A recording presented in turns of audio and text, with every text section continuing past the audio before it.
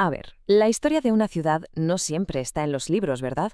A veces, para leer su pasado, solo tienes que caminar por sus calles y escuchar lo que sus estatuas quieren contar. Y esa es la pregunta clave de hoy. ¿Es posible que el metal, la piedra, narren batallas, leyendas, vamos, el alma entera de un pueblo?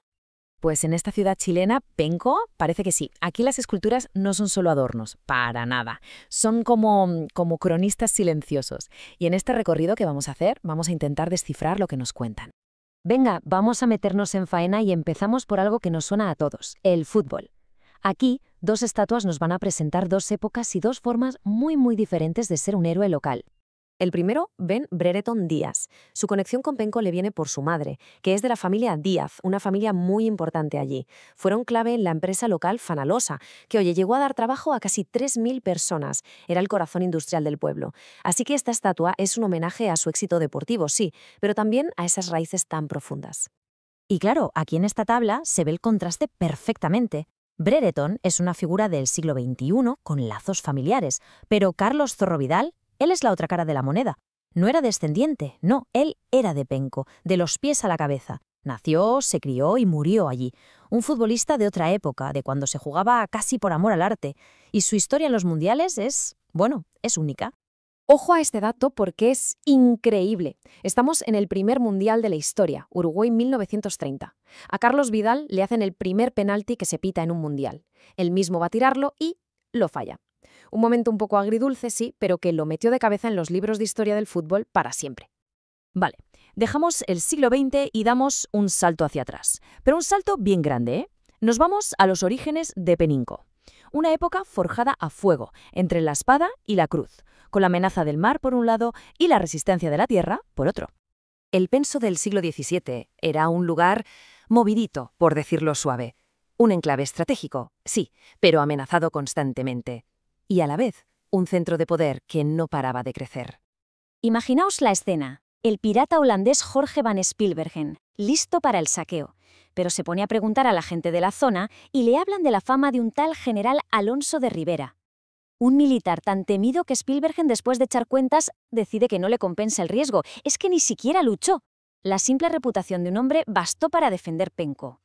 Pero el peligro más grande no siempre venía del mar. Lautaro, el líder mapuche, conocía a Penco y a los españoles muy bien. ¿Por qué? Porque había sido paje de su fundador, Pedro de Valdivia. Cuando escapó, usó todo lo que sabía contra ellos y arrasó la ciudad, no una vez, sino dos. Los españoles tuvieron que salir por patas por mar y tierra. Así que la clave es esta. La colonización española en Penco se aguantaba sobre dos patas. Por un lado, el poder militar, la espada, para conquistar y defender, y por otro, el poder religioso, la cruz, para evangelizar y asentar la nueva cultura. Y la importancia religiosa de Penco era inmensa. Se convirtió en la capital espiritual de toda la región. Nada menos que 6 de las congregaciones más importantes de la época se instalaron allí. Órdenes como los franciscanos o los jesuitas pusieron sus bases aquí, consolidando a Penco como un auténtico centro de poder. Ahora vamos a hacer una pausa, a cambiar un poco el tono, para fijarnos en una sola escultura que, quizá más que ninguna otra, captura el espíritu de esta ciudad. Y no habla de héroes ni de batallas, no. Habla de supervivencia. Se llama La Tristeza.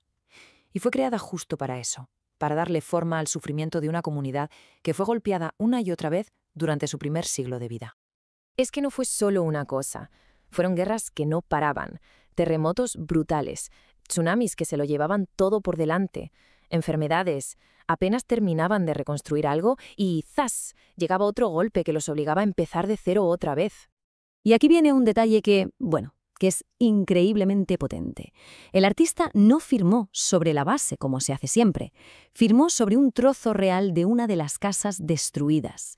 O sea, integró el dolor físico, el escombro de la ciudad, en la propia obra de arte. Pero, y este es el gran pero, la escultura no se queda solo en el dolor. Su mensaje final, su propósito, es reflejar esas ganas de volver a ponerse en pie. No es un monumento a la derrota, que va, es un homenaje a la increíble resiliencia de un pueblo que se negó una y otra vez a desaparecer. Y ojo, que estas historias que hemos visto son solo el principio. Las calles de Penco están llenas de otros relatos que están ahí esperando a ser descubiertos. Es que hay casi 20 esculturas en total. Cuentan la visita de Charles Darwin, que fue a analizar el carbón. Honran al minero anónimo, por supuesto. Recuerdan al conde de la Perús, que elevó el primer globo aerostático de la historia de Chile ahí mismo. Y también representan a una Amachi, reconociendo el mundo indígena. Cada estatua es un capítulo de este libro abierto. Y esa es la conclusión. Penco ha decidido no encerrar su pasado en una vitrina.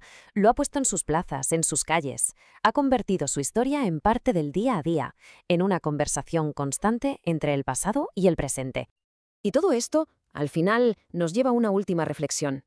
La próxima vez que alguien pase por al lado de un monumento, donde sea, quizá merezca la pena pararse un segundo y preguntarse, si este trozo de bronce pudiera hablar, ¿qué secreto de nuestra propia historia nos contaría?